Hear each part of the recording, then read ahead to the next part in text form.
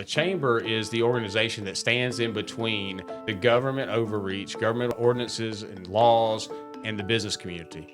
We help to shape positive business climate in Glenn County and including the state of Georgia. We actually sit on several statewide boards for advocacy and governmental affairs, and it really helps to shape pro-business legislation that comes out of our local and state governments. 95% of the businesses in Glenn County have seen or are concerned about insurance rates going up. At this point, after workforce development, insurance is the second biggest concern for businesses in Glenn County. I tell people all the time, I've had the pleasure of living all over the state, and this community is so special because of the people who not only live here, but give back to the community. There's a lot of times folks, they go to work and they go home and they don't give back. This community is full of people that just give back, and so it makes this community special. Welcome back to another episode of the Southern Executive Experience. I'm your host, Jamey Johnson, and today we have a special guest, Ralph Staffins from the Brunswick Area Chamber of Commerce. Ralph, thank you for joining us today. Yeah, Jamey, thanks for having me. I appreciate it. Absolutely, absolutely. Well, Ralph, start off with a little bit and just kind of tell what you do for the chamber. You're the director and the CEO up there. Kind of tell what your job is and what your responsibilities are up there. Thanks, Jamey. I've been the president and CEO of the Brunswick-Golden Chamber for 6 years now. It's crazy to believe it's already been 6 years, but we are a business membership organization. We represent 1,200 businesses and about 30,000 employees across the greater Southeast Georgia region, mostly in Glenn County, but our reach does go as far as Atlanta. We have members in Atlanta and a couple actually in Washington, D.C., believe it or not. Awesome. What would you say the biggest benefit is to being a member of a Chamber of Commerce, specifically Brunswick? Yeah, so all chambers that you see will be different. I have this saying, if you've seen one chamber, you've seen one chamber. But most chambers of commerce, it's the network, because people do business with people they trust, right? That's just the way it is. And so the chamber allows you to come and network with other business owners, get to know other business owners, and then those business relationships start to form organically. I've heard a story the other day, Jamey, about a banker who was at one of our events, and he got a $10 million development deal out of a relationship that he built at one of our networking events. Oh, wow. Well, I know when I first came to town, it was one of the biggest reasons that got me, one of the biggest things that got me involved in the community. I joined the ambassadors for about 3 or 4 years. I did a lot of things, and it got me out of my shell, got me to meet people, and I think that's the biggest thing I got out of it. And like you said, the networking side of things and the business contacts that you make going to the events and all the great, the business after hours and things like that. I tell our members all the time, you kind of get out of it what you put in it. You know that. Yeah, absolutely. You jumped right in and built your relationships, built your network, and ultimately built business from it. And I hope that the rest of our members will do that too. And I hope the businesses that aren't members will consider becoming members, if for no other reason than that alone. We've got a long list of reasons to be a member of the chamber, but increasing sales, increasing bottom line, that's what everybody wants to do. And I think the chamber helps you do that indirectly through an opportunity to network and build your relationships. Absolutely. Any other, what does the chamber do in the community besides, what everybody sees on the Facebook posts and stuff? And what, as far as the business side of it? Yeah, absolutely. So we have a lot of benefits that are tangible, and you see them, and you can taste them and touch them, right? Right. Those end up on our Facebook page, like you said, but there's others that you can't really see very directly, and all businesses in Glenn County benefit from those benefits of the chamber, whether they're a member or not. And I like to tell people all the time, the chamber is the organization that stands in between the government overreach, government ordinances and laws, and the business community. We help to shape a positive business climate in Glenn County and including the state of Georgia. We actually sit on several statewide boards for advocacy and governmental affairs, and it really helps to shape pro-business legislation that comes out of our local and state governments. Cool. Well, we'll get back to some of that stuff in a minute, but can you share a little about yourself and what did you do before you came to Brunswick? I think you were involved in another chamber in another county in Georgia? Yeah, so this is all I've ever done is economic development, community development. I graduated from Georgia College with a master's degree in 2008. And since then, I've been in community development. And the last community I was in was actually where I grew up, in Covington, Georgia, which is just east of Atlanta. And our chamber managed economic development, tourism, Main Street, and the membership side of the house. And so we had a different scope. We were much more of industrial recruitment and industrial retainment than we are advocacy here, if that makes sense. But it's those business relationships across the state. I actually had the pleasure of sitting on the Georgia Chamber's Board of Governors. And so we get to network with business leaders from all over the state of Georgia, not just in Southeast Georgia, and help our members reach those companies, whether they're big or small, all around the state. That's awesome. So you work with other chambers and help businesses grow through other organizations like that. Yeah. So like most industries, we have an association as well. Yeah. And I'm actually the only person to ever serve 2 consecutive terms as president of our state association. Awesome. It was because of COVID. So I can't take credit for, for being selected that twice, but it was because of COVID. But it allows us to have those relationships from other chamber presidents around the state. Yeah. There are 179 different chambers in the state of Georgia. And so having those contacts to be able to see what's working in other parts of the state, especially those parts that are like us, and bring those ideas home. But being the regional economic hub for our region, I feel like it's our responsibility to help those smaller communities around us and those smaller chambers. I'll give you an example of that. Yeah. We have an event called Grits and Issues every December. It talks to our legislators that go to Atlanta.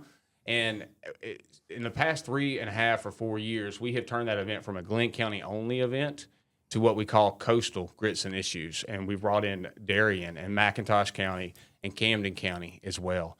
We share legislators for some extent, like Stephen Sains has Jekyll Island and then all of Camden. Right. And Buddy Deloach has North Glenn and some of McIntosh and other smaller counties. And so we share those legislatures. And so why not have one big event at Jekyll Island Convention Center where we have the space to host it? And we've gone from about 250 people 5 years ago to almost 700 people in attendance to that event this year. Well, that's awesome, helping out the other communities and bringing everybody in, and it probably gets more out of it, when everybody's together and networking and talking about issues that affect everybody. And the issues that affect us affect those communities as well. Our workforce are one and the same. A lot of our companies' footprints are one and the same, and certainly the economy is a regional economy. So it works well to work together. Awesome. What do you think is the biggest benefit of businesses coming to Brunswick and bringing people in, having a business in Brunswick, Georgia? I think it's location, but even more than that, I think it's the people. A community is only as good as its people, and this community is full of incredible folks, hardworking folks. And so as a company comes in and goes to hire people, they find a workforce that has a work ethic that they might not see in other communities. They find a family community feeling in this area that's not there in other areas. I tell people all the time, I've had the pleasure of living all over the state, and this community is so special because of the people who not only live here, but give back to the community. Because a lot of times folks, they go to work and they go home and they don't give back. This community is full of people that just give back, and so it makes this community special. It is. We've had a few of those people on the podcast, for Safe Harbor and Hope Alley over there at Hope 1312 Collective. There's just so many.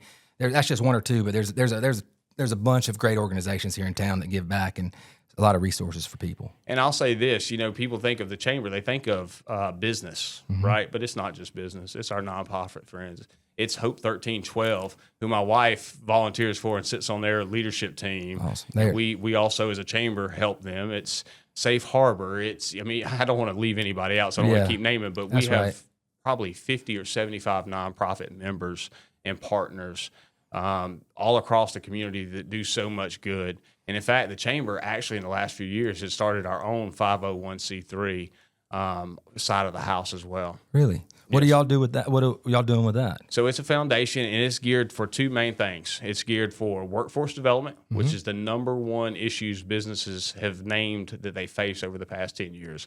Not just here locally, but in the nation, that's the number one issue. And then leadership development. We run our Leadership Glenn class through that, our Youth Leadership Glenn class, and then we help support a pipeline that goes all the way through Leadership Georgia through that. But ultimately, both of those things are geared towards workforce development. That's our members' number one need, and that's what we're going to focus on. And that 501c3 designation allows us to go get grants and private donations that we weren't able to touch beforehand. That's awesome. What ways are you looking for your members to get involved? I know that I was an ambassador for a lot of years, and I know that was a big plus for me. But what ways would you like to get your members or people in the community to get involved in the chamber? Well, I want people to be plugged in and involved where they have an interest. I think that's the most important thing. People have to enjoy what they're doing, but the chamber offers an opportunity to give back while seeing some benefit to it, right? It's some nonprofits, you give back and you feel good and you know you're making a difference. You're doing those things, but you're also increasing your network at the chamber. Our ambassador program is one of those, as you mentioned. Leadership Glen is another one, and that network is tight. We take 30 to 40 people every year into that class. Right now, we are taking probably 60 applications and only able to take 40 people, so it's really grown over the last several years. But Leadership Glen, our committee structure, we have committees that work on special events, governmental affairs, business development, small business of the month, all these different committees, they can get plugged in there as well. But it's coming to events and getting to know people and getting plugged in not only for yourself but for the chamber, and that's really helpful for not only us or the business, but the whole community in general. All right. Well, let's speaking of some of those events and things going on, what's coming up at the chamber? So our State of the Port is coming up. It was originally scheduled for a couple of weeks ago when the ice storm came through. And Jamey, I was kidding with you earlier. I've now had as many events postponed for ice storms as I have hurricanes in South Georgia at the beach. That's just silly. That's just silly. It doesn't sound right, does it? Not at all. But it's coming up on February 12th. You got a day or two to get registered for that. We'll have over 500 people. Did you know we have the country's busiest RoRo port now? I did not. Yeah, so that bridge that fell in Baltimore, a lot of that business got diverted to our port. Right. And it increased business and made us the number one. And now that some of the business is going back, we've held on to some of it. And so now we're the number one fastest growing RoRo port in the country. Wow, I didn't know that. For your listeners that don't know what RoRo means, it's roll on, roll off. So anything with wheels, whether it's high and heavy, big John Deere equipment or big tractors, it doesn't matter, or down to Mini Cooper. Anything that has wheels, it can get on that ship, roll on, roll off. And it's a very specialized port. Our ports are special because most states have different community port authorities. In the state of Georgia, we have one state port authority that's able to look out long term and plan what's best for the state, not just what's best for one community. And so as they've planned moving all the RoRo from Savannah down to Brunswick, it's really helped both ports grow. And so we're going to get to hear about the state of the port and what's going on at the ports on February 12th. Well, you took that question. I was about to ask you what that RoRo? RoRo. RoRo. RoRo. There we go. RoRo. I was just about to ask you what that meant. So yeah, lots of people don't know what that means, but it's as you see those big ships, it's not like the ships you see come down the Savannah River with a bunch of containers on them. Right. These cars roll on, roll off of the ship. Right. Our other event is our Broadfield Clay Shoot. So our friends at Sea Island host us down at Broadfield to do a sporting clays tournament. And that's coming up on February 26th. So that's a great event. You've got time to get registered for that. There's teams of 4, but if you're a single person, we'll certainly make sure you find a place to shoot as well. Yeah, I tell you, I missed it the past couple of years, but I'm going to try to get my father to get in there and shoot with me. He's pretty good. I'm not that great, but we'll have some fun, hopefully. I'm not really that good either, but they stopped me to shoot, and I shot 4 in a row last year, and I was like, I'm done. I'm quitting at 100%. That's I'm not right. going any further. That's right. But we have a lot of fun. Mr. Shucks has a big seafood lunch after the clay shoot is over, so we get to network and hang out and just enjoy some fellowship after it's all said and done. And then finally, our next event after the State of the Port is our state capital trip, and that's February 17th through 19th. So if any of our members want to go to that, they're welcome to join us for that. We will have Glenn County Day at the Capitol, and then we'll have Coast of Georgia's shrimp boil that night at the depot for 300 of our best friends from Atlanta that work at the Capitol. That would be fun. That sounds like a good event. What all do you do there? You just, I guess, learn about events learn about issues across the state and work with other chamber members? Or? There's some of that, but mostly we go with our legislative agenda. Okay. We put that together. It's a process, Jamey. We start in the fall with a survey to our membership, what's the most important issues they're facing, and we create a legislative agenda, and it's put together with 17 community partners. No other county in the state puts one together that's one voice for the whole county, and we really do a good job and pride ourselves on putting that together. And we take those issues to the state, and we meet with people like the commissioner of DOT, the lieutenant governor, the commissioner of DNR, all these different department heads and elected officials to let them know what our issues are on the coast and how do we fix them? How do we introduce legislation? How do we get items put in the budget that can help us fix our issues? And just to name a couple we're going up to talk about this year. Yeah. Our number one issue is our beach renourishment. We want to make sure that our beaches are not only safe, but we want to make sure they're conducive for the best tourism draw they can possibly be. And so we're going to talk with DNR and our state legislature about how we can invest into our beaches, because they're not just Glenn County's beaches, they're Georgia's beaches, if we're being very truthful about it. I would say almost half the people that visit our beaches aren't from Glenn County. No, and we don't have much beach in Georgia, so you got to protect what we have. That's exactly right, Jamie. And the second thing is tort reform. I know that a lot of people, that's a big word, a scary word, but Georgia's been the number one place to do business for 11 years in a row. And so for the second year in a row, we've been named one of the country's biggest judicial hellholes. Yeah. And so those two things can't coincide. And we certainly believe that we want to make sure people are protected in the court system. Absolutely. But we also want to make sure that businesses are protected as well. There's got to be a better balance than we have now in the state. And so I know Governor Kemp issued a whole judicial review package for legislation this year. Mm-hmm. And we have digested that, talked to our members about it. 80% of our members are worried about being sued. I was just about to say the same thing. I mean, it seems like people can sue you for everything these days or anything they want to. And I think any business that's been in business any time has probably been sued for one reason or another, as silly as it might have been. So I would love to see some better laws and to stop that. Yeah, better tort reform. And it's not just that. Now it's getting to the point where it's affecting insurance rates astronomically. So I said 80% are worried about being sued. Yep. 95% of the businesses in Glenn County have seen or are concerned about insurance rates going up. At this point, after workforce development, insurance is the second biggest concern for businesses in Glenn County. And so we got those two things, they coalesce. Yep. You can't keep having these nuclear judgments and seeing insurance companies pull out of the state of Georgia. And it's even worse here. It's even more magnified here because of our storm surge and our storm insurance, our flood insurance. I don't know how many people know this, but they actually do our storm and flood insurance off of Florida. And we know that we don't get hit with the same kind of hurricanes that Florida does. Not but at all. That's exactly where they pull our rates from. And because of that, companies have just started to move out. You've seen insane judgments across the state. Now, like I said, we want to make sure people are protected. We want to make sure that people are made whole if there's negligence done. We at the chamber or the Georgia chamber or anybody else chamber, the business community does not want to see people left unprotected.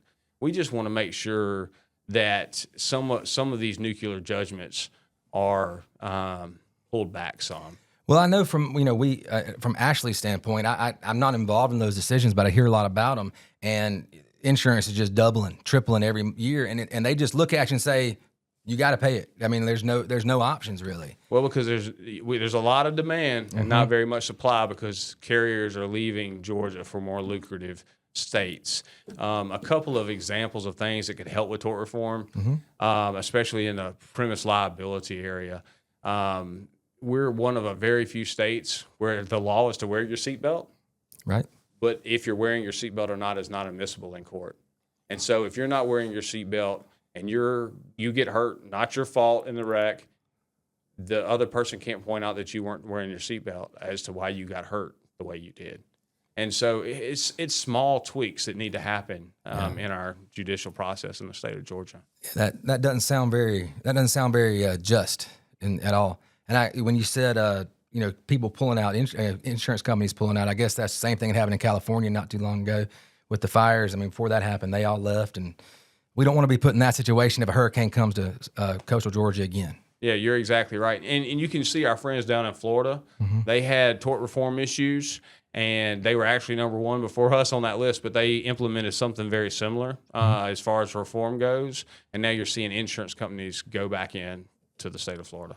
That's amazing. Well, I hope y'all get some progress with that one for sure. Yeah, and Jamey, that's a statewide issue. That's not just a Glenn County issue, but we see it differently because of our storms and because of our hurricane issues than other communities do. Yeah, Tifton doesn't have to worry about those kind of things and at all. Not usually, right? No, none at all. So, Ralph, you were mentioning about Leadership Glen. Can you expand on that a little bit? So Leadership Glen I think it's the third oldest local leadership class in the entire state of Georgia. A lot of communities, most communities have a leadership program. Well, so ours has grown. About 5 years ago, we were getting about 20 people a year to go through it. And now we're getting 30 or 40 people to go through it. And we're gearing it more towards our young leaders who are the next person to sit in that C-level seat, and we're going through 60 applications and having to make hard decisions about which 40 we're going to let in. But it's really become a competitive program to get in, and with a waiting list. But it's also we're injecting more leadership development into it. So we have consultants we've hired that come and do 3 programs out of the year with the class. So they still get to see all the cool things that Glenn County has to offer, whether it's FLETC or the port. You name it. They still get to see those things, but they're actually getting some true leadership development injected back into the class. And they also, as a group, get to go to Atlanta for our state capitol visit. And so they rent a bus and they come up and they're part of that big seafood dinner we hold at the depot in Atlanta across from the Capitol as well. And out of that, we also encourage them to apply to Leadership Southeast Georgia, which is a regional leadership program. And we at the Chamber also organize our base of Leadership Georgia alumni. We have a lot of Leadership Georgia alumni here. And we organize and try to pick one person per year to nominate and put all of the alumni signature on one letter of support so that our person gets into Leadership Georgia every single year. And that's a program that's just tremendous. It's known across the country as the best state leadership program there is. And they take generally about 40 people from all. You think there's 159 counties. And so we've been fortunate enough to get somebody in just about every single year. And some years, two people. Wow. And they only take 40 or 50 people from across the state. So we've built this leadership pipeline for our community that we hope lasts us into the future, because the last thing we ever want to do is look over our shoulder and see that we're worried about the next set of leaders that are coming up behind us. That's right. That's impressive. Out of that many counties, we can get 1 or 2 just about every year. That's impressive. Any advice for leaders and for business leaders in the community? What would be your advice? Well, I have a saying I like to tell folks, and my grandfather taught me this. He was a small business owner himself, and he told me and taught me and instilled in me that there's consequences in every decision you make in life. But if you're doing the right thing, you can easily live with the consequences of your decisions. And so I encourage leaders to always try to do the right thing. I know sometimes being a leader's hard. The wind blows. I think Kirby Smart said this. The wind blows the strongest on the top of the mountain. And being a leader sometimes is hard because you're all alone. But if you do the right thing or make the right decision, you can deal with wherever the cards may fall. Well, I ain't gonna lie, it's something I probably needed to hear today, so I appreciate that. I appreciate you, Jamey. Well, thank you for coming on, Ralph. Thank you, everybody, for tuning in. Catch us next time for the Southern Executive Experience. Thank you.